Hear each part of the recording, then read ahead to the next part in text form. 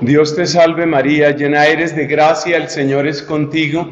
Bendita tú eres entre todas las mujeres, y bendito es el fruto de tu vientre, Jesús. Santa María, Madre de Dios, ruega por nosotros pecadores, ahora y en la hora de nuestra muerte.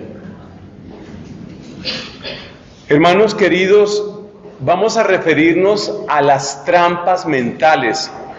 Yo le pido mucho al Espíritu Santo, ya lo hemos hecho en oración, que nosotros podamos percibir la importancia de este tema.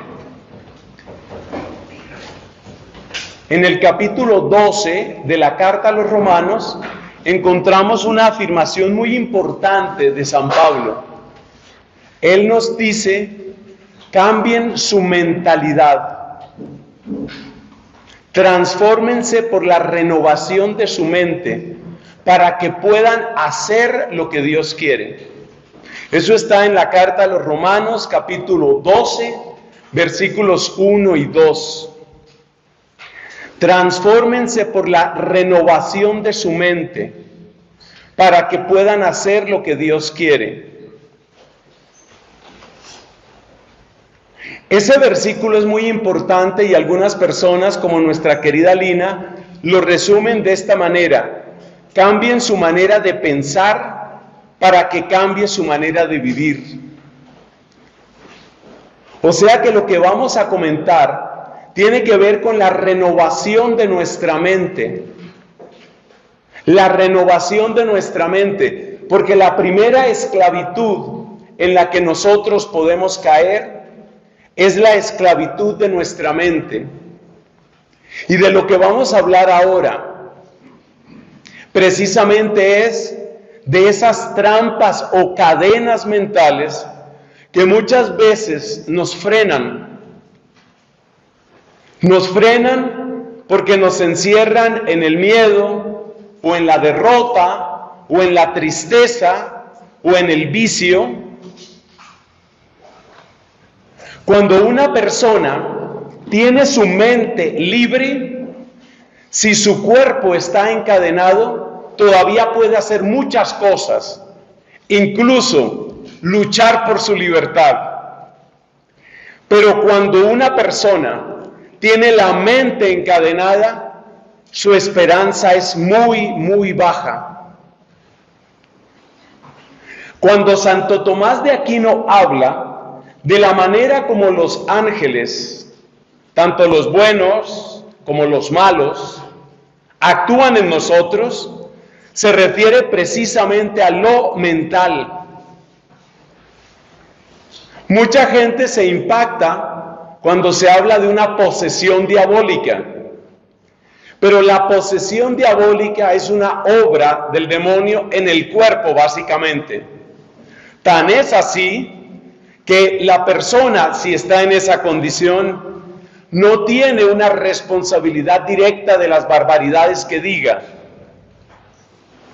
Los exorcistas tienen esto muy claro y nos dan testimonio de que así sucede, porque en efecto está la historia de personas que dicen cosas blasfemas o dicen cosas imposibles de conocer para esa persona, cosas como por ejemplo hablar en un idioma que la persona no conoce. Pero cuando la persona es liberada, entonces ni siquiera se acuerda de lo que dijo. Esto es para mencionar que en la posesión, propiamente lo que está afectado es el cuerpo. Pero la acción más peligrosa del enemigo no es esa, porque ahí ni siquiera hay responsabilidad. Donde quiere obrar el enemigo es fundamentalmente encadenando nuestra mente. Lo hace a través de la imaginación, a través de la memoria y a través de la fantasía. Las cadenas más duras son las cadenas mentales y son las que tienen que ver con nuestra imaginación, con nuestra memoria, con nuestra fantasía. Eso también significa que la liberación más importante es la liberación de nuestra mente. Y esa liberación de nuestra mente es la que Cristo ha traído a nosotros. Hay un pasaje en el que Cristo habla con estas palabras: la lámpara de tu cuerpo es tu ojo, pero si tu ojo está a oscuras, ¿cuánta será tu oscuridad? Hay muchas interpretaciones sobre qué puede significar Cristo con la palabra ojo. Algunos dicen que se refiere a la conciencia, otros dicen que se refiere a la inteligencia.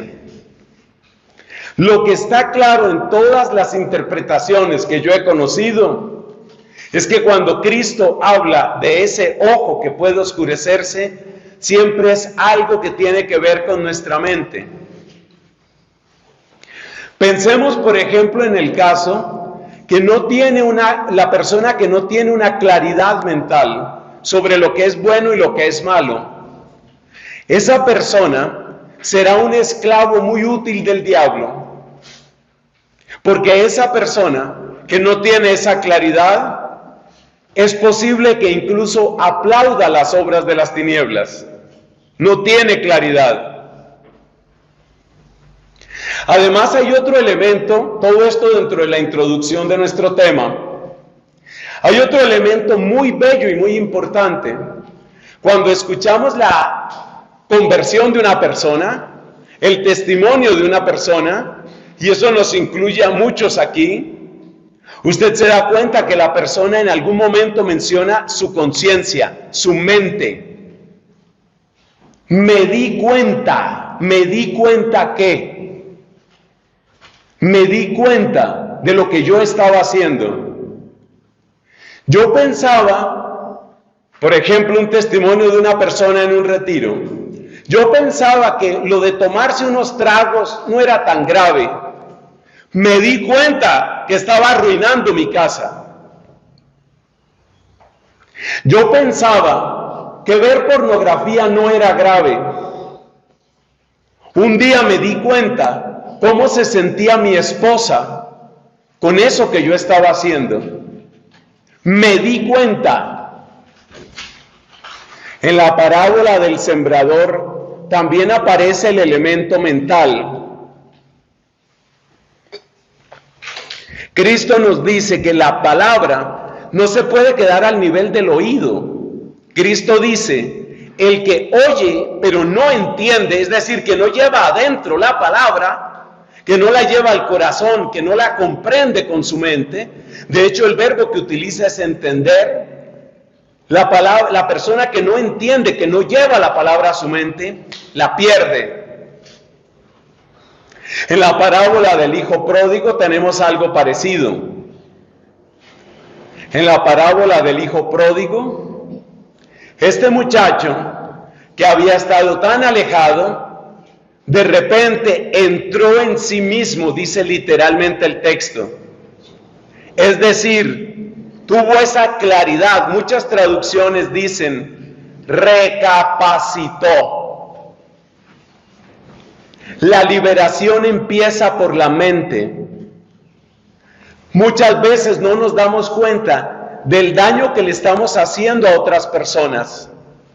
Muchas veces no nos damos cuenta de las oportunidades que estamos perdiendo. Muchas veces no nos damos cuenta de la estafa en la que se ha convertido nuestra vida. Por ejemplo, una estafa es creer que yo puedo dedicarme únicamente a hacer dinero. Esa es una estafa. Porque todos esos 20, 30, 50 años que te dedicaste a hacer dinero y que ese era tu Dios, esos 20, 30, 50 años, descuidaste por completo lo que era más importante, la obra más importante que Dios quería hacer en ti. El poder de este tema mental es muy grande, muy, muy grande. Tiene que ver, yo necesito mucho auxilio del Espíritu para esto que voy a decir, porque es delicado. Tiene que ver con la parte afectiva, por ejemplo. Piensa en esto. La mayor parte de nosotros, hombres o mujeres, tenemos ciertos ideales. Por ejemplo, ¿qué es un buen amigo? Muchas personas se preguntan, ¿cuál sería el hombre fantástico para mí o la mujer perfecta para mí? Ese hombre maravilloso o esa mujer perfecta es en primer lugar algo que está en tu mente. Pero imagínate que eso que está en tu mente es contrario al querer de Dios. Por ejemplo, imagínate una mujer que está enamorada de un hombre casado. Ella se da cuenta que no es buena idea el adulterio. En ciertos momentos llega a sentir incluso un poco de lástima por la esposa de ese hombre. Pero ella está tan convencida de que en ese hombre está la felicidad de ella, que no logra desatarse. No logra matar esa idea. Sigue pensando todos los días y todas las noches, el hombre perfecto sería ese. ¿Que lo encontré casado? Pues sí, lo encontré casado, pero el hombre perfecto es ese. En las cadenas afectivas o sexuales, este tema es absolutamente vital. Hablaba yo con un sacerdote de mucha experiencia en el trabajo pastoral, es decir, dedicado 100% a lo pastoral. Yo tengo también parte académica, en fin. Y este sacerdote me decía, por ejemplo, con respecto a varias situaciones de sexualidad, concretamente de homosexualidad, me decía, hay un tema espiritual y mental en eso. Y es una de las razones por las que es tan difícil de romper. Porque es que la gente cree que la homosexualidad, por dar el caso, es un tema del cuerpo. Bueno, otros, incluso más torpes, creen que es solamente un problema de genitales. No. El gran problema, lo que es más difícil de romper, es que la persona de alguna manera siente en lo profundo de su corazón, mi felicidad sería esa persona. Que esa persona sea de mi mismo sexo, lo que sea, pero esa persona sería mi felicidad. Y eso es lo que la persona no logra romper. Y por eso permanece encadenada. Pero lo mismo pasa con muchas otras cosas. Lo mismo pasa, por ejemplo, con situaciones de pederastia. Uno puede preguntarse cómo es posible que la mayor parte de los pederastas son personas casadas. La mayor parte. Y dice uno, pero si tiene una manera de ejercer legítima y sanamente su sexualidad, ¿por qué sigue buscando niñas? ¿Por qué sigue buscando niños? Respuesta, su mente está encadenada. Su mente ha quedado amarrada a ese modelo. Siente que la belleza de esa chiquita, que a la inmensa mayoría de nosotros no nos produciría otra cosa que respeto, inocencia y ternura, él siente, ahí está mi felicidad. Y puede saber conscientemente, yo voy a destruir, he destruido la vida de muchas chiquitas, pero no logra romper eso. Por eso, este tema de las trampas mentales es tan supremamente importante. Este es un tema vital. Y si nosotros, con la ayuda del Señor, podemos empezar a romper esas trampas mentales, entonces seremos mucho, mucho más libres. Esa es libertad. Observa una cosa. Si no se trabaja el tema de la trampa mental, las solas recomendaciones externas o el hecho de que la persona se confiese y se confiese no va a solucionar el problema. Porque en el fondo la persona tiene una especie de atadura mental Ahí termina la introducción. Creo que nos damos cuenta por qué este tema es tan importante y es tan actual. Y es un tema que puede producir mucha, pero mucha libertad en mucha gente. He preparado con la ayuda de Dios una lista de trampas. ¿Cuál es mi esperanza? ¿Cuál es mi deseo al compartir esto con ustedes en el contexto de esta convivencia? Que creo que fue donde Dios nos permitió dar la charla. Él sabrá por qué. Lo que yo deseo es que nosotros, dentro de ese espíritu de celda interior y de conocimiento de nosotros mismos, empecemos a localizar esas cadenas. Y algo que me gusta mucho, amigos, empecemos a quitarle la pintura rosada, dorada, bonita que el enemigo le ha puesto a las cadenas. Porque de las cosas más impresionantes al hablar con personas que están encadenadas, lo más impresionante es que para la persona eso no es grave, eso no tiene ningún problema. Más bien lo que muchas veces la gente siente es, eso es problema para los demás, para mí no es problema. Entonces vamos a presentar 18, son bastantes, 18 trampas mentales o cadenas mentales. Esas 18 cadenas están clasificadas en grupos de 6. Las primeras 6 cadenas son las más comunes y las más fáciles de reconocer. Va por niveles. Después de eso, vamos con otras 6 que son las intermedias, que son mucho menos obvias, que están muy difundidas y muy normalizadas. Por último, nos referiremos a otras 6 cadenas mucho más ocultas. Y ya sabemos que lo que está mucho más oculto es más difícil de descubrir y más difícil de reventar, porque se trata de cadenas. Una última cosa que quiero decir es que estas cadenas nos afectan a todos. He tenido la ocasión, porque Dios ha sido bueno conmigo, de servir laicos, hombres, mujeres, niños, niñas, adolescentes, religiosos, religiosas, monjas de clausura, vírgenes consagradas. El único grupo de la iglesia al que yo nunca le había predicado era a monjes hombres. Y es exactamente la experiencia que acabo de tener. Por supuesto, sacerdotes de comunidad, sacerdotes diocesanos, seminaristas.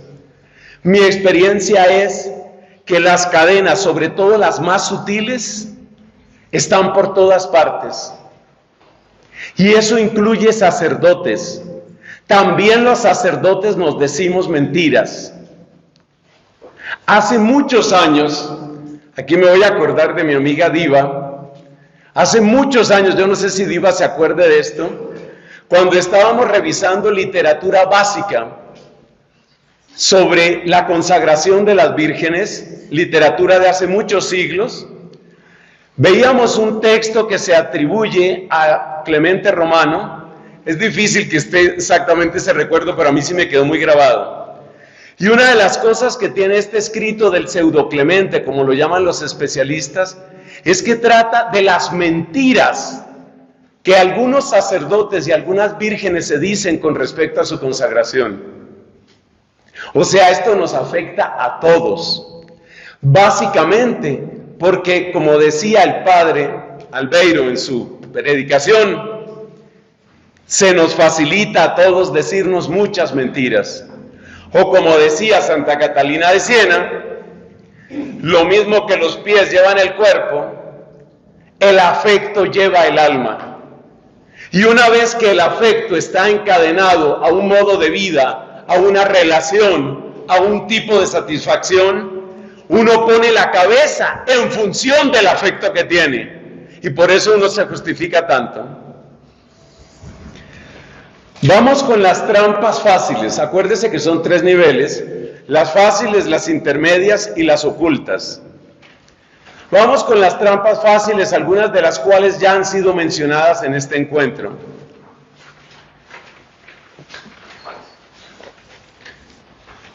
La primera trampa mental en la que uno cae es que la culpa es de otros. Ya nos lo decía aquel padre. La culpa es de otros. Entonces, como decía la canción esa famosa hace unas décadas, yo soy rebelde porque el mundo me hizo así. La culpa está en otros. La culpa está en mi papá, en mi mamá, la culpa está en los pobres, en los ricos, la culpa está en Putin, la culpa está afuera. Y la verdad es que lo que han hecho otras personas, claro que nos afecta. Yo no estoy diciendo que a ti no te haya afectado la manera como te trató la mamá, el papá, los amigos, un novio, una novia que tuviste. Claro que todo nos afecta. El problema está en cuando tú renuncias a tu responsabilidad, porque es que tú ya no eres ese niño pequeñito, esa niña pequeñita. Entonces, si tú tienes 20, 25, 30, 40, 60 y sigues diciendo la culpa es de, en el fondo estás renunciando a tu propia responsabilidad. El otro día caía yo en cuenta que yo salí de mi casa para el convento y digamos salí por lo tanto de esa influencia inmediata de mi familia cuando yo tenía 19 años. Pues resulta que este año ya cumplí 58, 3 veces. O sea que durante una tercera parte de mi vida, yo estuve, llamémoslo así, en manos de mis papás. Pero 2 terceras partes de mi vida, yo he estado básicamente en mis propias manos. Entonces no es justo estar echándole toda la culpa al pasado. Uno asume el pasado, pero no puede quedarse en esa postura que muchas veces es cómoda, pero es injusta. Como se dan cuenta, eso es fácil de ver. Estamos en el nivel fácil. Segunda, hay otra cadena que también nos afecta a muchos, especialísimamente en la juventud. Había que tomar una opción con respecto a esta predicación, y como había ese plan secreto con los más jóvenes, pues yo estoy contento que ellos estén allá, pero yo quisiera que este mensaje lo escucharan también muchos adolescentes y jóvenes. Surgió el tema, mientras estábamos en el almuerzo, surgió el tema un poco de las situaciones de salud que algunos tenemos, incluyéndome, por supuesto. En la misma mesa estaba la querida Luciana. Y Luciana se quedaba asombrada de todas las cosas que, por ejemplo, yo ya no debo comer. Y entonces ella decía, pero yo sí como de todo. Y todos los que estamos ahí nos alegramos que ella tenga esa buena salud propia de la edad que tiene. Y el que tenga esa buena salud que la cuide. Pero una trampa, un engaño en el que uno cae, es que uno cree, estoy bien y voy a seguir bien. A uno se le olvida que todo en esta vida tiene fecha de expiración. Escriba eso que le conviene. Eso no se les dice a los niños, a las niñas, y habría que decírselo. Mamita hermosa, tú tienes un cutis bellísimo, pero tu cutis tiene fecha de expiración. Tus rodillas tienen fecha de expiración, por eso hay gente que la están operando de la rodilla. Tus ojos tienen fecha de expiración. Se dice que alrededor de los 40 la mayor parte de las personas necesitan algún ajuste visual para poder ver de cerca, la famosa presbicia. Esa sola frase, si uno la pusiera como un letrerito en alguna parte de su cuarto, de su casa, le haría mucho bien. Todo tiene fecha de expiración. Y no es solamente lo orgánico, no es solamente el cuerpo. ¿Tú crees que tu simpatía te va a durar toda la vida? Parece increíble, tu simpatía también tiene fecha de expiración. El otro día leí un estudio sobre cómo cambia el metabolismo con los años, ¿Por qué resulté leyendo eso? No hagamos aclaraciones. Pero en todo caso hablaba de eso, cómo cambia el metabolismo. Y resulta que hay una serie de cambios que van dándose con los años, y esos cambios tienen repercusiones, por ejemplo, en el aroma de la persona. De manera que existe una cosa que se llama, decía el artículo, por favor no se rían duro, hay una cosa que se llama olor a viejito. Es decir, hay sustancias muy sutiles, si la persona es aseada eso no se nota demasiado, pero hay sustancias que van haciendo que la persona huela a viejito, huela a viejita. Y no es que la persona se esté aseando mal, es que tu metabolismo empieza a producir ciertos aceites que un jovencito no produce. Eso significa que tu capacidad de atractivo, también desde el punto de vista orgánico, cambia. Todo tiene fecha de expiración. Y por eso para muchas personas resulta no atractivo, sino ridículo la persona que, por ejemplo, es un viejito y trata de obrar como si tuviera 23 y va a enamorar a la pollita. Y entonces lo que resulta es un espectáculo ridículo. Usted no está para eso, no sea ridículo. No está para eso. En una entrevista que le hacían a una mujer que fue modelo de Playboy y que convivió con el fundador de Playboy, cuyo nombre ni siquiera voy a repetir aquí, solo hay que rezar por ese señor. Esta mujer fue amante de ese hombre cuando ese hombre tenía más de 70. Y ella decía, para poder estar cerca de él y tener intimidad con él, yo tenía que drogarme. Entonces, tu atractivo tiene fecha de expiración.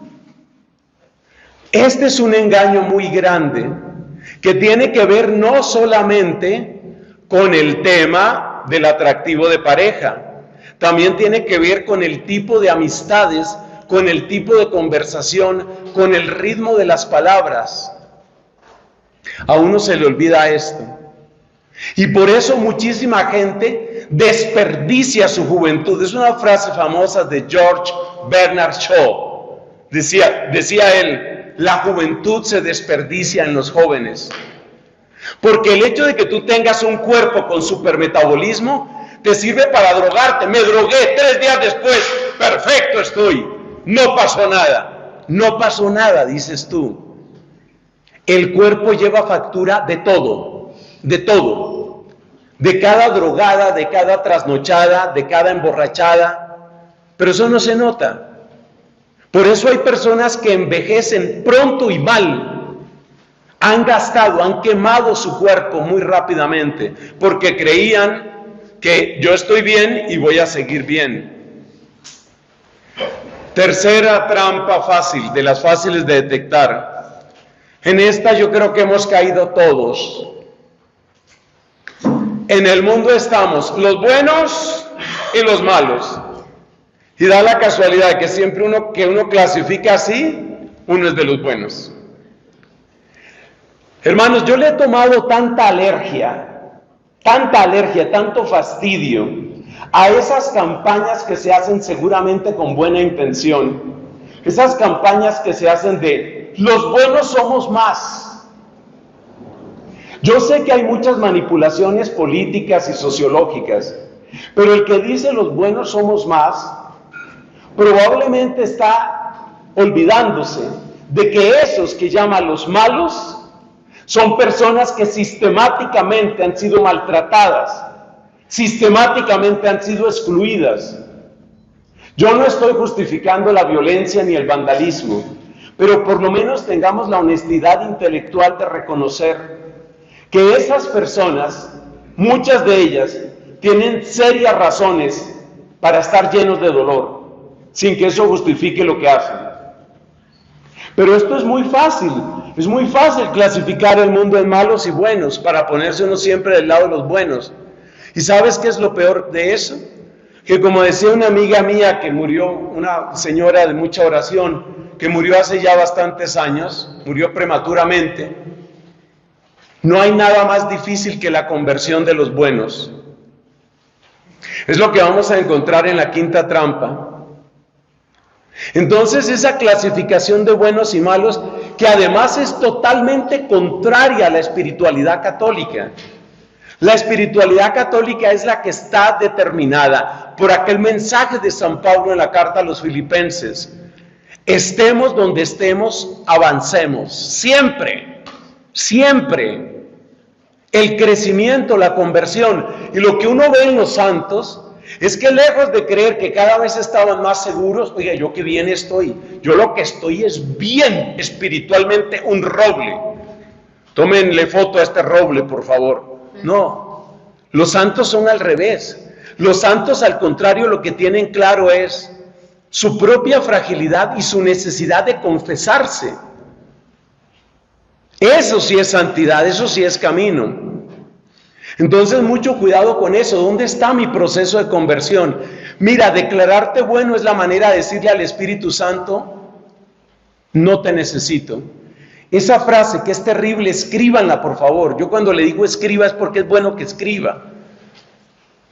Declararse bueno es la manera de decirle al Espíritu Santo, no te necesito. Es error no cometerlo más y es una trampa muy frecuente. Cuarto error. El cuarto error es propio de la arrogancia. Y no se nos olvide que cada uno de nosotros, en la medida en que tiene algunas o muchas cualidades, y de lo que yo conozco, por ejemplo, de los aquí presentes, María Santísima, ustedes tienen muchísimas cualidades, pero todos. Pues el tema está en que la arrogancia siempre se para sobre las cualidades que uno tiene. ¿Y cuál es el cuarto error? ¿Cuál es la cuarta cadena? La cuarta cadena se llama esto yo lo manejo. Es creer que uno puede solucionarlo. De esta cadena nos habla un salmo haciendo alusión a aquellas personas que tienen una gran labia, como se dice, mucho manejo de la palabra. Comenta ese salmo. Nuestros labios nos defienden. ¿Quién será nuestro amo? Nuestros labios nos defienden. Como quien dice, cualquier problema lo arreglaremos. Las autoridades judías del tiempo de Cristo obraron también del mismo modo. Según nos cuenta el Evangelio según San Mateo, cuando desapareció el cuerpo de Cristo, había que dar alguna explicación. Las autoridades judías les dijeron a los soldados romanos, ofreciéndoles una gruesa suma de dinero, testifiquen ustedes que cuando estaban durmiendo se robaron el cuerpo. Y si esto llega a oídos del gobernador, nos lo ganaremos. Esa es la arrogancia. Yo esto lo manejo. Pregúntele a un psicólogo que sepa de estos temas, ¿por qué la gente no sale de adicciones? Por esta puerca frase, yo esto lo manejo.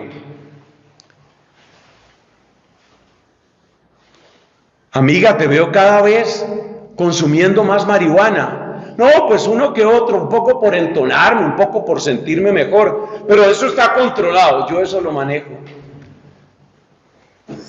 Tercera vez borracho esta semana, no te preocupes, yo soy un bebedor social, la otra semana verás que estoy bien, yo esto lo manejo. Las profundas infidelidades surgen de ahí, yo esto lo manejo.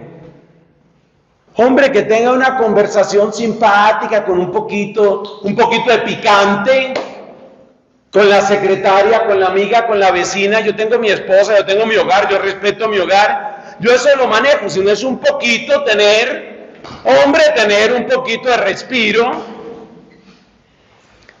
Yo esto lo manejo, es hermano de otra frase que por ahí la pueden poner. Yo tengo derecho. No, yo trabajo mucho. Yo me he encontrado con el caso, particularmente de hombres, que justifican sus infidelidades en términos de que yo estoy cumpliendo. Yo estoy cumpliendo, para ellos significa estoy dando la plata. ¿Quién te ha dicho a ti que casarse es dar una plata? Como si tu esposa fuera la Diana. Sí, pero yo estoy cumpliendo. Ella no necesita únicamente tu plata. Necesita tu atención, tu cariño, tus detalles, tu fidelidad. Necesita que le des ánimo. Necesita que le des alegría. En una encuesta que hicieron hace poco, muchas mujeres comentaban que una de las cualidades que más admiran en los hombres, dicho en lenguaje así popular, es que me haga reír. Un poco de alegría. Entonces date cuenta, yo esto lo manejo, es también yo tengo derecho. Y es un engaño y es una trampa. Pero lo grave es que hay mucha gente que puede vivir años en esas. Un peligro particular está cuando la persona es muy exitosa en un campo. Y varios de ustedes, probablemente todos ustedes, yo así lo creo, varios de ustedes tienen grandes éxitos en un campo determinado. Piensa, por ejemplo, en el caso de la persona que es muy buen gerente, muy buena gerente. Esa persona que es muy buen gerente en la empresa, cree que un problema con un hijo se maneja como se maneja un problema en la empresa. Es decir, si yo tengo una empresa y tengo 414 empleados en el árbol que sigue después de mí, si yo tengo 414 empleados y he manejado todo tipo de crisis en mi empresa, que una muchachita esté en crisis y que mi hija me diga que está desubicada y que no le ve sentido a la vida, pues no me va a ganar una chiquita de 13 años a mí, que manejo 414 empleados. Yo esto lo manejo.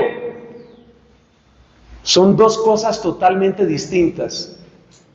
Una persona puede tener la capacidad, como le pasó a un colegio muy prestigioso de Bogotá, obviamente no digan el nombre porque esa historia se conoce mucho, un colegio muy prestigioso y el rector estaba en la cumbre de la popularidad y del éxito, el hijo se le mató. Son dos historias muy distintas. No creas que tus grandes habilidades te sirven para con tu hija en crisis. No creas que el problema de la identidad sexual de tu hijo se maneja como tú manejas las cosas con los empleados. Porque es que tú con los empleados tienes unos resortes que no tienen nada que ver con tu hijo. Para muchas personas, el dinero, por ejemplo, es un factor fundamental, obviamente, en la vida laboral. Y muchos empleadores y muchos gerentes lo saben. Y muchos gerentes saben que cuando se toca, tlin, tlin, tlin, la tecla, está en peligro tu ingreso, con eso tú manejas a muchos empleados. Eso no te sirve de nada con tu hijo, con tu hija. Con tu hijo, con tu hija solo funciona otra palabra mucho más compleja que no alcanzamos a desarrollar hoy y que se llama autoridad. Y ganar autoridad frente a un hijo, frente a una hija, yo te cuento lo que es. Porque lo primero que te va a reclamar ese hijo o esa hija es una palabra que a todos nos cuesta trabajo. Fíjate que surgió en las preguntas con Albeiro. ¿Qué hacemos con la coherencia? ¿Cierto que esa pregunta salió? Entonces, cuidado con esto, yo lo manejo. Cuidado con creer que tú, tu relación de pareja, tú la vas a manejar como has manejado otras cosas. Cuidado con creer que porque tú eres muy exitoso en un campo, vas a ser muy exitoso en otro. Los lugares donde registramos los fracasos más grandes son los lugares que tienen que ver con la intimidad de nuestro corazón y de nuestros afectos. Y hay personas que tienen un éxito impresionante hacia afuera y grandes fracasos adentro. Conocí el caso, porque hay que mencionar también casos de sacerdotes. Un sacerdote con un don de oración bellísimo. Además, Dios le regaló dones de sanación y con un problema de doble vida y de relación homosexual bárbaro. Pero ¿qué pasa? Que este hombre se sube a un púlpito y él te maneja una multitud. Le pone 5,000 personas, un buen equipo de sonido, te maneja la multitud. No ha podido manejar, no puede dominar su propio corazón, no puede dominar su sexualidad, no puede ponerle orden a su sexualidad. Por eso, esta es una gran trampa. Esto yo lo manejo, no digas eso. Humíllate porque cada desafío es diferente. Hay un hombre por el que hay que rezar de vez en cuando que fue muy exitoso en esta tierra, Steve Jobs. Estoy hablando, por supuesto, del fundador y gerente mucho tiempo de Apple, el hombre que fundó Apple y luego resucitó a Apple, un tipo durísimo. Ustedes saben la historia del final de la vida de él. Ahora yo tengo más años de los que él tuvo cuando murió. Le dio un cáncer y él pensó, esto yo lo manejo. Y le estaban recomendando los mejores médicos. Imagínate a qué médico no podía ir un hombre como Steve Jobs. Le estaban recomendando los mejores médicos algunas cosas. Y él dijo, no, yo lo manejo a mi manera, con mi estilo, con mi medicina natural, con mis cosas. Ahí está, ahí acabó el hombre. Esto yo lo manejo. Qué trampa tan terrible esa. Y ahí tienes a la persona esclavizada en la droga, la persona que ha perdido su hogar, la persona que cuando podía ganarse el corazón de los hijos los perdió porque creyó que podía manejar la situación. Nada más peligroso que creer que la persona que hoy te quiere te va a seguir queriendo simplemente porque hoy te quiere, que es parecido a otra que hemos dicho. Tú llegas a perder la auténtica autoridad como mamá, como papá de tus hijos, y yo te cuento lo que es recuperar eso. He conocido casos de hijos y de hijas porque no todo el mundo es tan compasivo como Dios. Dios es compasivo, pero no todo el mundo es así. Y hay gente que ha tenido unas conversiones muy grandes y salen después a corretear el afecto de los hijos. Esos hijos que descuidaron en las edades claves. Y los hijos a veces dicen, ya no. Yo no estoy alabando lo que hacen los hijos, claro que no. Simplemente te estoy diciendo que esas cosas suceden. Quinto, otra trampa mental. Yo no le estoy haciendo mal a nadie. Yo no robo, yo no mato, yo no secuestro. Perdí la cuenta del número de retiros donde he hablado de esto, amigos amados en Cristo Jesús. Perdí la cuenta. Es que Dios no te llamó a que no fueras malo. Dios te llamó a que fueras bueno, es más, a que fueras santo.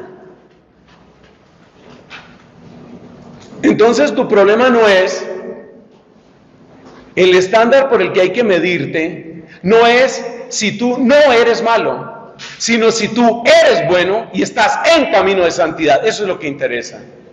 Eso es lo que interesa. Sexto, y con esto cerramos el primer ciclo.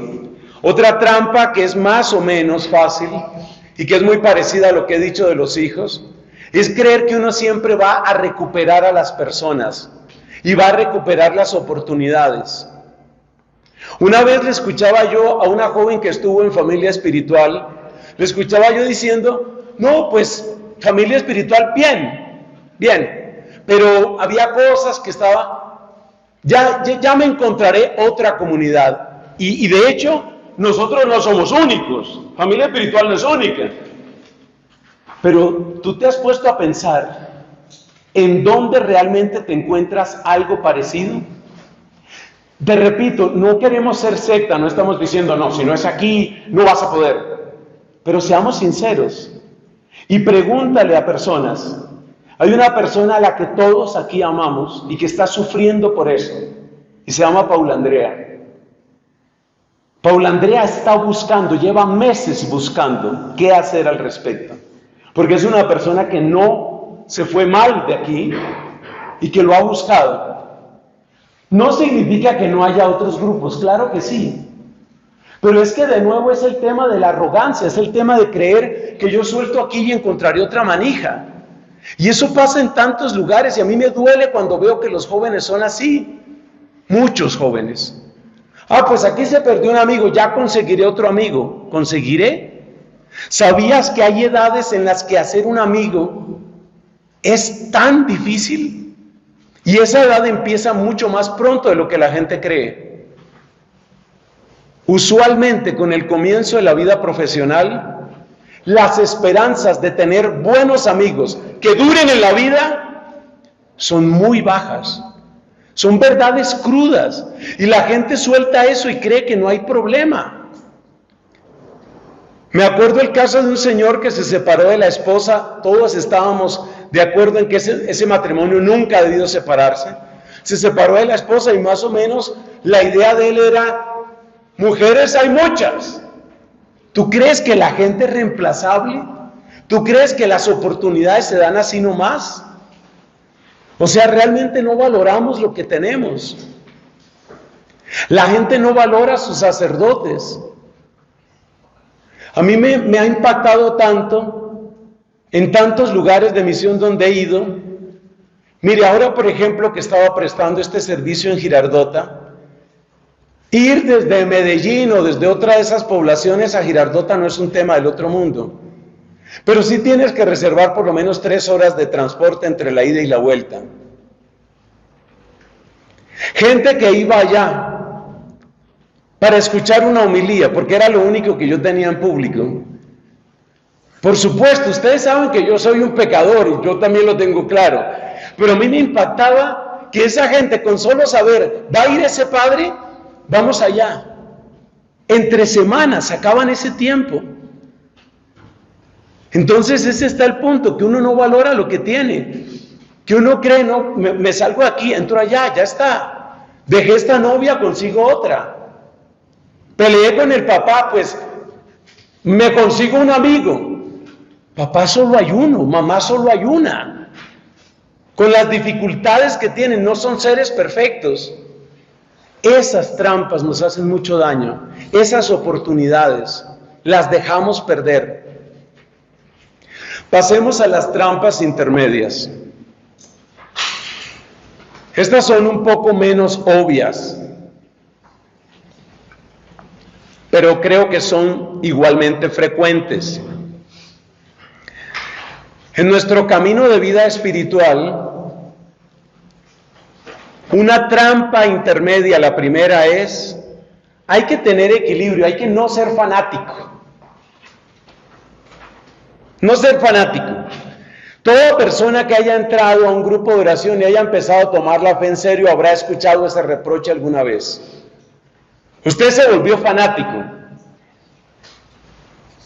Muchas veces ustedes me han oído grandes elogios sobre mi papá y mi mamá.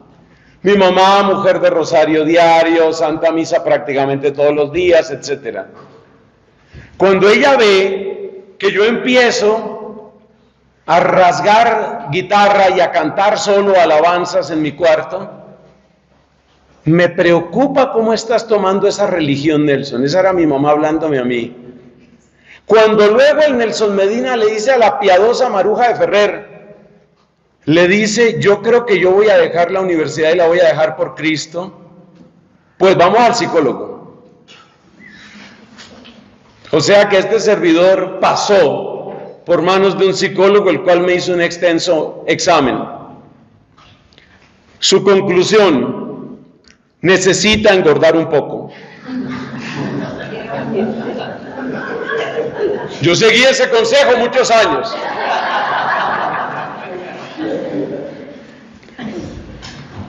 No, ya hablando en serio, la conclusión de él fue, yo veo una persona convencida, no veo ninguna patología en él. Entonces, hermanos, el tema del fanatismo es algo que azota desde fuera y desde dentro. Desde fuera porque hay gente que se burla, pero también desde dentro, porque a veces uno mismo se pone el freno. ¿Cuál es el criterio para saber uno que no está cayendo? Porque sí se puede caer en excesos y fanatismo sí existe. ¿Cuál es el criterio? El criterio fundamental empieza por los deberes de Estado. Yo me acuerdo de esas conversaciones entre mis papás, que Dios ya los tenga en la gloria, porque ya ustedes saben, se me fueron ambos. Yo me acuerdo de esas conversaciones. Mi mamá, que la amo con todo mi corazón, mi mamá con sus preocupaciones. Mi papá trataba de mantenerse un poco más objetivo, le dolía mucho, pero él trataba de mantenerse un poco más objetivo y él utilizaba el criterio clásico de la iglesia. Examinemos los deberes de Estado. Entonces, si tú te entusiasmas tanto por Cristo, que no puedes darle el tiempo, la atención a tu esposo, a tus hijos, Piensa qué es lo que estás haciendo. Probablemente estás cayendo en un extremo. Si tú no puedes tener otro tema de conversación ni una relación con otras personas, si no es religión, Cristo, oración, probablemente estás cayendo en un exceso. Porque no tienes capacidad de escucha, empecemos por ahí. Esta es una trampa, la trampa del fanatismo, porque detrás de la trampa del fanatismo está la trampa de normalizar. De normalizarse, quiero ser una persona normal. Y detrás del normalizarse está una expresión que creo que fue la única que no nos gustó a varios de la conferencia que escuchamos ayer. Eso de que tiene uno que aprender a convivir con sus demonios. Es una expresión horrible, empecemos por ahí. Y fue de lo que menos me gustó. Muchas cosas me gustaron, eso no me gustó nada. En su interpretación aceptable, lo que significa esa frase es que yo tengo que asumir que hay debilidades y que hay cosas que me cuestan mucho trabajo y en las que tendré que luchar muchas veces y que de alguna manera estarán siempre conmigo. Por ejemplo, si tengo una tendencia temperamental a ser iracundo, seguro que voy a tener esa tendencia hasta mi muerte. Pero llamar a eso convivir con los demonios es un lenguaje horrible. Lo que te quiero decir es que esas son trampas que uno se dice y uno empieza a justificarse. Y uno empieza a decir, yo tengo derecho a esto. Cuando uno está hablando de sus derechos, es porque no ha entendido cómo es el amor de Dios capaz de cuidarnos en todas las áreas de nuestra vida. Segunda cadena intermedia. Yo no soy ningún santo. Pues permíteme que te pregunte, ¿y por qué no? Esa es una pregunta que es válida. ¿Y por qué no? Es que en el fondo de todos estos engaños, amados hermanos, en el fondo de todos estos engaños lo que hay es que hay que tenerle como un poquito a Dios y un poquito al diablo, un poquito a Dios y un poquito al pecado. Pero ¿qué nos dice la Escritura? Efesios capítulo 1 nos eligió para que fuéramos santos e irreprochables ante Él por el amor. ¿Quiere decir eso que quien les está hablando es santo e irreprochable ante Dios por el amor? No, yo no lo soy. Probablemente tú tampoco. Pero lo que sí queremos decir es que ese es nuestro camino. El cristiano no es uno que cree que ha llegado, pero sí es uno que sigue caminando. Y la manera de dejar de caminar es decir, así estoy bien. La profunda inconformidad es una señal de llamado a la santidad. Esa frase también te sirve. La profunda inconformidad. Y por eso, aquí también hay un peligro, especialmente para quienes están criando a sus hijos. ¿Por qué doy tantos ejemplos de familia? Bueno, esto se llama familia espiritual, ¿no? Y muchos de ustedes tienen hijos y muchos de ustedes quieren tener hijos, y eso está muy bien.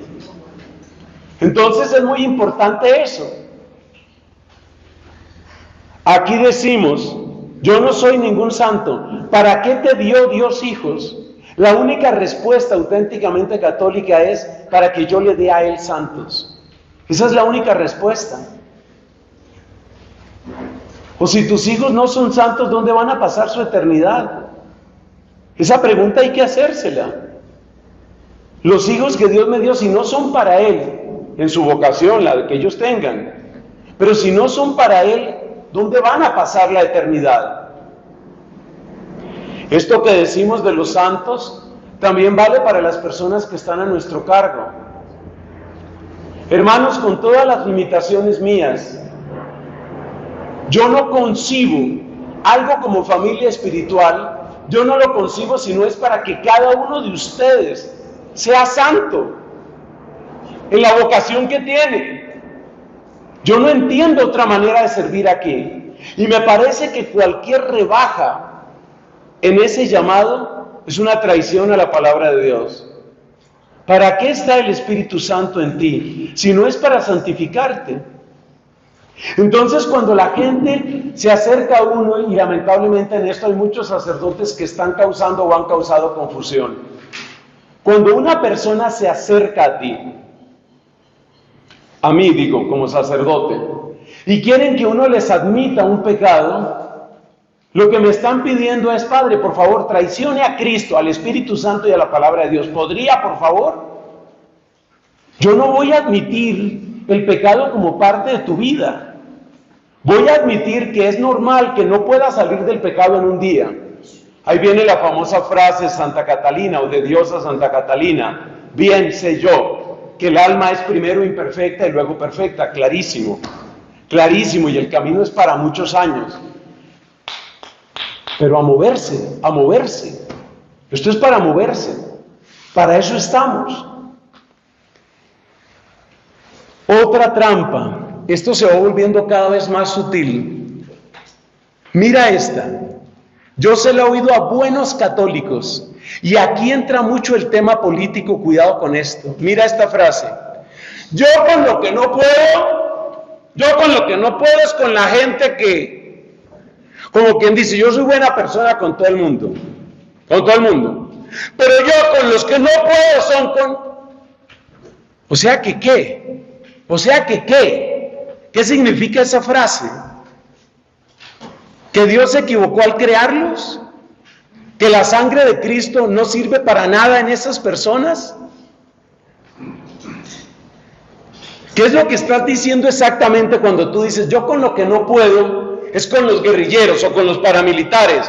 Yo con lo que no puedo es con Uribe, yo con lo que no puedo es con Petro. ¿Qué estás diciendo con esto?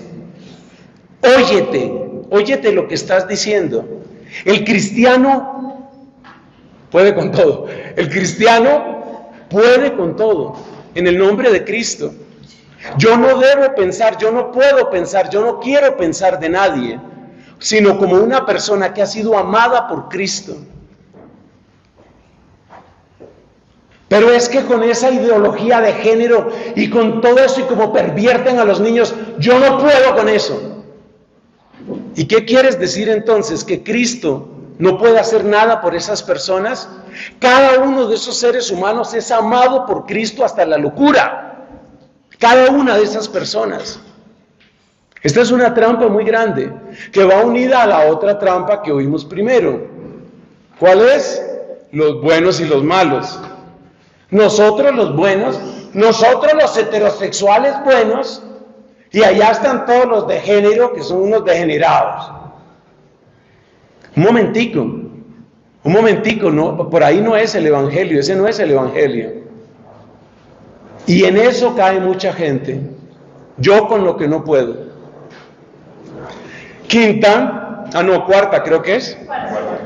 Cuarta, otra frase muy sutil. A mí como me traten, trato. Si usted quiere verme bien, mire, yo soy leal con usted. Puede contar conmigo a todas horas. Seré su incondicional. Lo apoyaré. Pero tráteme mal y ahí me verá, hermano. Ahí me verá. Ese no es el Evangelio. Ese no es el camino, y esa es una gran trampa. Los que han escuchado otras predicaciones de este servidor saben de qué estoy hablando. Lógica de la transacción. No, nosotros no estamos regidos por la lógica de la transacción. No. A mí como me traten, trato, no. Y esa otra frase que para mí me abrió un mundo, esa frase de nuestra amada doctora de Siena, cuando dice ella: el primer deber con el prójimo es la oración. Lo mínimo que yo le debo a Álvaro Uribe Vélez es una oración. Lo mínimo que yo le debo a Gustavo Petro es una oración. Y al que sea, a George Soros, es una oración. Y el club de Bilderberg, ¿qué le debo a esa gente? Oración. No hay nadie que yo pueda sacar, que yo deba sacar de mi oración. Y el solo hecho de estar intercediendo por las personas te cambia el mensaje, te cambia el lenguaje. Ya uno no habla de la misma manera de nadie, ni dentro de la iglesia ni fuera de la iglesia. Quinta cadena intermedia, que es uno de los pretextos que uno suele tener cuando se ve tentado de retirarse de una comunidad. Hermanos, esta es de las más sutiles, pero la seguí clasificando aquí entre las intermedias. ¡Ay Dios, cómo me duele! Es la gran tentación de la gente que tiene preparación, de la gente que es inteligente. La frase dice de esta manera: yo tengo mis ideas bien claras y no me las van a cambiar. Por consiguiente, yo no necesito comunidad. ¿Por qué no necesito comunidad? Porque ya tengo las ideas claras. Como quien dice, como no me van a volver ateo, ni me van a volver budista, ni Hare Krishna, ni New Age, ni protestante, o sea, yo ya sé cómo son las cosas. Como si la vida cristiana fuera solamente un instituto, un politécnico, un colegio. La iglesia no es un instituto politécnico. La iglesia es un lugar para crecer. Y lo que tú recibes cuando estás en una comunidad es eso, para crecer. Y muchas veces lo que más te ayuda para crecer es lo que más te sacude. Y a mí por lo menos hay dos cosas que me sacuden en comunidad. Primero, ver unos testimonios de generosidad, de entrega. Gente que la está pasando mal y están pegaditos de Cristo. A mí eso me sacude, yo no soy de bronce, a mí eso me impacta.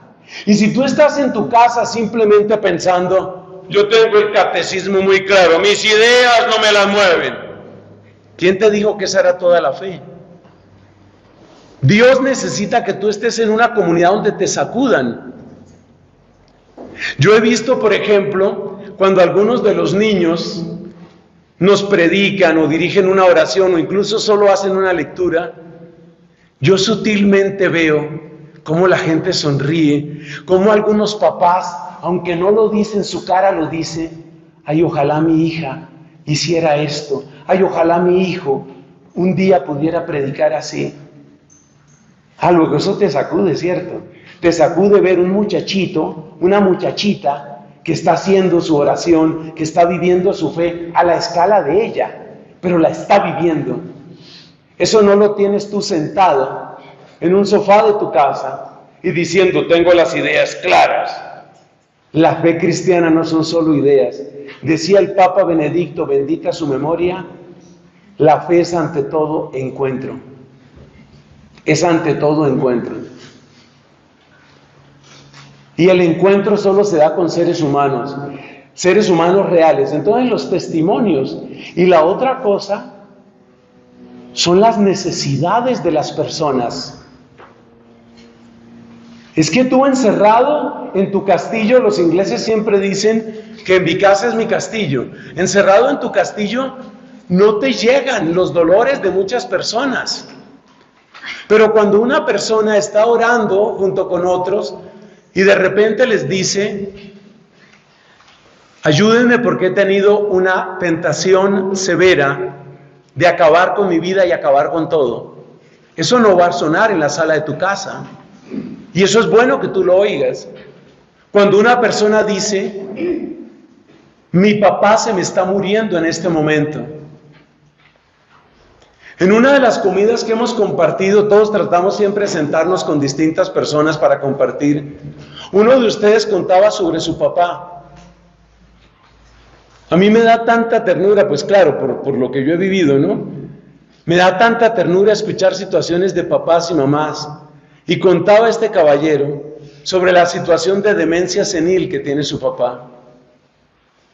Si yo estoy sentado en el sofá de mi casa y yo leo los 3 números del catecismo que me corresponden para hoy, miro una conferencia muy interesante por EWTN o el canal que sea, yo me considero buen católico, pero es que yo necesito estar sentado y ver los ojos de ese caballero que me dice mi papá tiene demencia senil y ver que lo dice sonriendo y tranquilo. Y eso hace que algo se me remueva dentro. Eso que se te remueve dentro, eso te conecta con Cristo. Decía también Benedicto, es que la fe no es una armazón de afirmaciones, una armazón de ideas. Necesitamos de la comunidad. Pero uno cree, no, yo tengo las ideas claras. Las ideas sí, el corazón lo tienes bastante oscuro y bastante lento. La última de las cadenas que tenemos que mencionar es una tendencia que existe en ciertos movimientos conservadores. Y aquí tenemos que hablar de todo. Lo importante es que se hagan las cosas, no como yo me sienta. Hasta donde yo conozco de ustedes, no muchos tienen esa tentación aquí. Aquí como que no hay mucho tradicionalismo ni mucha derecha eclesial. Pero sí hay unos cuantos movimientos donde eso funciona así. Y a veces eso se mira como una especie de heroísmo. Por eso el Papa ha mandado que se hagan investigaciones en varias comunidades religiosas femeninas. Porque hay unas historias de opresión de mujeres hacia mujeres que va en el lado de esta frase. Y se presenta como heroísmo que te tragues tus emociones, que mantengas la serenidad. Y como me decía una vez una ex religiosa, y todas mantienen la serenidad, y de 10, 7 están tomando medicamentos psiquiátricos. ¿Esa es la vida cristiana? Por supuesto que todos podemos necesitar medicamentos psiquiátricos en algún momento, pero cuando tú ves que el 70, el 80% de la gente que está en un convento está tomando medicamento psiquiátrico, yo creo que vale la pena preguntarse qué está pasando ahí. Y es un poco esto, que el sentimiento no importa, porque así como hay algunos que exaltan tanto el sentimiento que lo vuelven casi la expresión misma de la fe, hay otras tendencias en la iglesia que es más o menos muerda el freno, trague saliva, siga para adelante. Como decía simpáticamente, pero lo decía en chiste, un prior que tuve yo en Irlanda: bend down, push forward, go on. Inclínate, empuja y sigue. No, la vida no es solo eso. Entonces hay que tener en cuenta también este factor, y esa es una cadena, porque la persona que cree que va avanzando en eso, empieza a creer que es más fiel al Evangelio cuanto más aguante y cuanto menos se le note. Más aguantar y que menos se note. Más aguantar, ¡pum!, se estalló. Se estalló en una crisis psiquiátrica, se estalló porque se largó con cualquiera, se estalló porque se le dañó la cabeza. Esa no es la vida cristiana. Pasemos a las últimas cadenas, las últimas trampas. San Alfonso María de Ligorio dice que la cadena más oculta, estas son palabras de un doctor de la iglesia, es creer que siempre tendré tiempo. Es un engaño tan oculto, siempre tendré tiempo para convertirme. Dios me dará tiempo para arrepentirme. Pues yo sí estaba un poco enfermo, pero ya me estoy curando, Dios me dará tiempo. ¿Cuánto tiempo crees tú que tienes? Tú sabes que en una crisis que te dé, ahí puedes quedar y se acabó todo. Ese es un gran engaño. San Alfonso María de Ligorio estaba tan impresionado con este tema que él sacó todo un libro que alguna vez en la vida hay que leerlo. Pero como decía el padre Correa, vive todavía el padre Correa, amigo mío dominico, como decía el padre Correa, ese libro hay que leerlo sentado y con una guapanela con limón al lado. No sé por qué él usaba esa expresión. Es un libro de preparación para la muerte. Es precisamente pensando en esto. Es que yo me voy a morir, es que de verdad me voy a morir. Y que yo tengo que poner en orden mis cosas. Lo que le dijo Isaías al rey Ezequías fue eso. Le dijo: pon en orden tus cosas, porque te vas a morir. Y ahora yo te pregunto una cosa, ¿es que Isaías era cruel? No era cruel, eso es amor, eso es amor.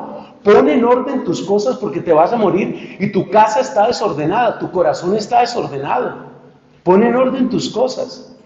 Alfonso María de Ligorio dice que esta es de las cadenas más ocultas, porque uno no sabe cuándo va a pasar esto. No sabe cuándo va a suceder. Y uno siempre cree que tiene mucho tiempo, especialmente si uno es más joven. La persona que tiene un poco más de años ya empieza como a verlo distinto. Dios fue tan piadoso con mi papá que antes de que le diera el COVID, que finalmente se lo llevó, algo le puso Dios en el corazón a mi papá, que él dijo: yo tengo que hacer una confesión como no he hecho otra. Hice una confesión de más de 2 horas en el convento de Santo Domingo, con uno de mis hermanos sacerdotes que vive todavía, un hombre mayor. Él sentía, yo tengo que poner en orden mi vida, poner en orden lo tuyo. Oiga, ¿y qué providencia? Después de eso se presenta la situación de COVID.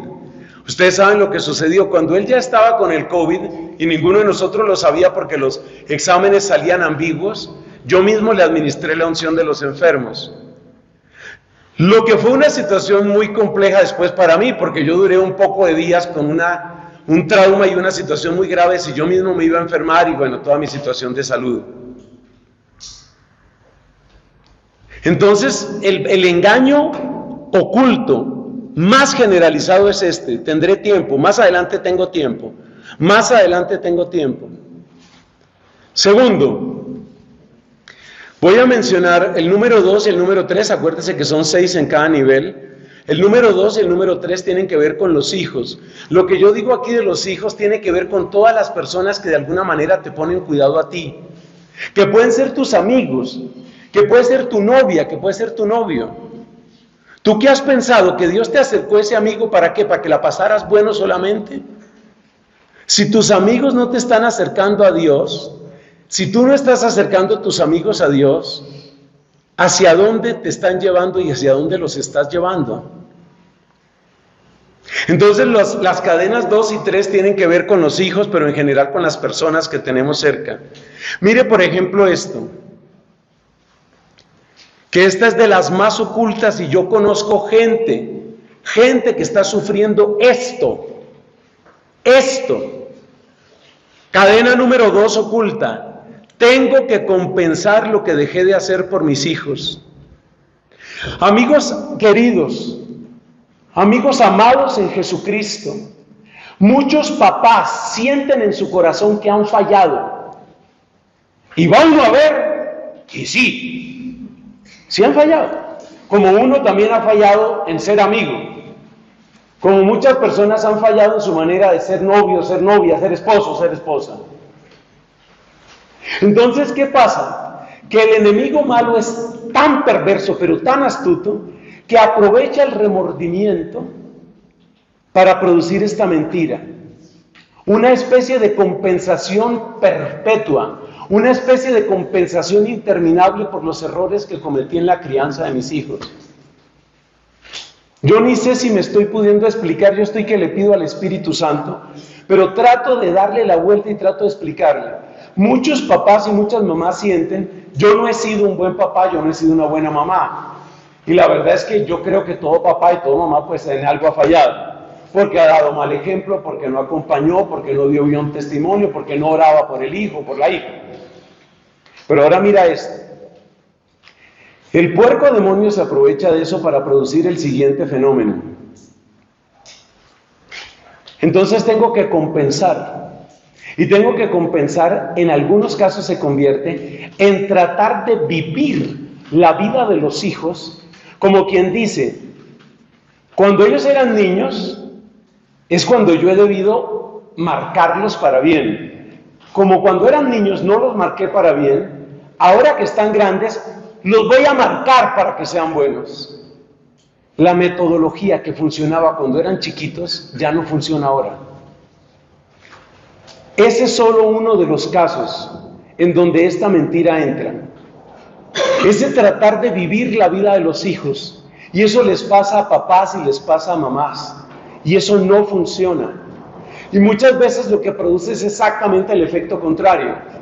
Porque la persona que ya es un adulto, que ya tiene su cabeza, que ya tiene sus decisiones, que ya tiene su propia manera de pensar, no se va a dejar. Y vas a producir el efecto contrario. Entonces, ¿qué tengo que hacer? Sabiendo que sí me equivoqué, sabiendo que muchas veces tengo ante mis ojos el resultado de la mala crianza que les di. ¿Qué tengo que hacer? Número 1, orar. Número 1, eso, hay que orar. Número 2, hay que dar mucho testimonio. Y siempre les digo que en tu testimonio no falte, por favor, que no falte el amor a los pobres. De las cosas que más impactan a los hijos es ver que los papás sacan tiempo para servir a los necesitados. Eso les impacta mucho. ¿Y sabe por qué?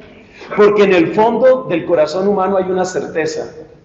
Solo Dios puede explicar que una persona se agache a ayudar al necesitado. O sea que los testimonios que más les van a servir a tus hijos son tu coherencia de vida y que ayudes a gente necesitada. Eso les va a servir mucho. Yo conocí, imagínate que tengo que devolverme casi 40 años para esta historia. En el grupo de oración, bendito grupo de oración Espíritu Santo se llamaba, que fue clave para mi retorno a la vocación que Dios me dio. Yo conocí el caso de dos hermanos, ambos muy separados de Dios. Estaban viviendo una adolescencia así medio loca, por supuesto con gran sufrimiento de los papás. Pero la mamá tuvo la sabiduría de, en primer lugar, no dedicarse a, como decimos en Colombia, cantaletear, número uno. Y número dos, tuvo la sabiduría de vivir su proceso de conversión a fondo, con gran coherencia. Y número tres, se convirtió en una persona que ayudaba en todo lo que fueran mercados, auxilios, ayudas para los necesitados. Estos muchachos, viendo que la mamá sacaba, por ejemplo, todo un sábado para organizar mercados para los pobres, o sea, ¿qué puede mover a mi mamá? O sea, eso no lo está haciendo únicamente por mí, eso es amor de Dios. Eso tuvo un impacto inmenso en esos muchachos. Cuando yo llegué a ese grupo de oración, los dos estaban en ese grupo. Entonces eso es lo que hay que hacer. Y el nivel de diálogo con un adulto o con un adolescente es distinto al nivel de diálogo con un niño. Entonces, cuidado con esta trampa de yo voy a compensar ahora, yo voy ahora a vivir lo que antes no viví. Eso no funciona. Tercera cadena, que también tiene que ver con los hijos. Lo que a mí me pasó, que no les pase a ellos. Eso mencionó el padre Albeiro en su conferencia. La gente que, por ejemplo, ha pasado por mucha pobreza, pero mucha, y entonces ahora llegaron mis hijos, que ellos tengan todas las comodidades. Pero te digo una cosa, así como la mucha pobreza puede causar resentimiento y barbaridades y muchos complejos, la mucha comodidad arruina el corazón de un muchacho. Entonces a veces, tú que pasaste por gran pobreza, llegas a una situación así como de cierta holgura y comodidad, y entonces tú empiezas desde tu comodidad a instalar a tus hijos en un nivel que finalmente los envenena. Por eso hay una frase que entiendo yo que es de Gilbert Chesterton, que dice: tanto se preocupan los papás por darles a los hijos lo que ellos no tuvieron, que se les olvida darles lo que ellos, los papás, sí tuvieron. Por ejemplo, una educación que les concediera los valores, la tenacidad, etc. Y de nuevo, esa es una manera de compensar. Son los dos grandes engaños de la compensación con los hijos. Dios mío, esto es tan sutil. Y es que lo peor del caso es que tú hablas con ese papá que les da todo a los hijos, porque al fin y al cabo yo no quiero que ellos sufran lo que yo sufrí, y ese papá, esa mamá en el fondo cree que está obrando bien. Por eso llamamos a estas las cadenas más ocultas, porque la persona asegura que está obrando bien. Cuarta cadena, vamos llegando al final. De esto hemos predicado tanto que casi solo hay que mencionarlo: la falsa misericordia, que le hace sentir a uno que uno es una persona buena, de mente amplia, que uno sí es compasivo, que uno sí está aplicando el evangelio, porque yo tengo una gran tolerancia, porque yo todo lo admito, porque yo no juzgo a nadie. Ese es un engaño muy grande. Como se ha predicado tanto de eso, lo dejamos ahí. Vamos con la quinta cadena. De esto también hemos hablado varias veces. El mundo va por ciclos. Ahora estamos en este tema, pero eso es una moda. Me acuerdo un papá, por allá en la época en que mis padres estaban en el movimiento familiar cristiano hace N años, me acuerdo un papá que decía: mire, esas leyes y esos cambios, eso es como la falda de las mujeres. Cada año, cada 2 años, más larga, más cortica, más larga, eso sube y baja. Y esa es la mentira que nos decimos para no dar los pasos de conversión y de evangelización. Porque todos tenemos un deber de evangelización. Y como muchas veces les he dicho a los grupos de laicos, no se te olvide, por favor, que tú puedes llegar a los lugares donde ningún sacerdote va a llegar. Yo no puedo llegar a la empresa donde tú trabajas y decir, permiso, quiero dirigirle una palabra a los empleados para invitarlos al amor de Dios. Señor, no me haga perder tiempo, quítese aquí del área de seguridad. En cambio, tú tienes tu carnet y tú pones tu carnet y entras. Tú llegas donde yo no llego, tú tienes un deber de evangelización. Y hay que saber cómo vas a hacer mejor el mundo donde tú estás. Ese amigo que Dios te puso al lado en la universidad es para algo, para algo. Empieza por el testimonio de la oración, pero ten presente que tienes una responsabilidad ahí. Finalmente, el último engaño supremamente sutil, que yo lo he oído preguntar en facultades de teología, Ángela Carolina no me dejará mentir, la gente dice, no, lo que importa es ser buena persona. Mire, yo oí esta pregunta una vez, y quien la hacía era un religioso que iba a hacer votos perpetuos. A la gente, ¿qué le importa si María es virgen o no es virgen? Lo que importa es ser buenas personas. Y están convencidos de que basta con una práctica, lo que llaman una ortopráctica, con eso basta, y que la ortodoxia no sirve de nada. Es un engaño tan sutil, pero resulta que si la doctrina no tiene importancia, Cristo tiene el mismo nivel de credibilidad que Superman o las tortugas ninja. Si la historia de Cristo tú la puedes amasar y volver como a ti te parezca, estamos en el mundo de Marvel. Te equivocaste, por favor, de canal. Ese es el mundo de Marvel, este es DC Comics. ¿Por qué es el mundo de Marvel? Porque en el mundo de Marvel ya volvieron a todos, los volvieron homosexuales, empecemos por ahí. En el mundo de Marvel tú puedes cambiar lo que quieras. Entonces la gente quiere que Cristo sea del mundo de Marvel. Pero ¿qué pasa? Que cuando Cristo es una historia que tú la puedes volver del color que tú quieras, entonces Cristo es una tortuga ninja. Y nadie da su sangre por una tortuga ninja, señores. O sea que por supuesto que interesa la ortopráctica, por supuesto, pero también interesa la ortodoxia, la verdad de la fe, y el enemigo quiere dividir a la iglesia con esto.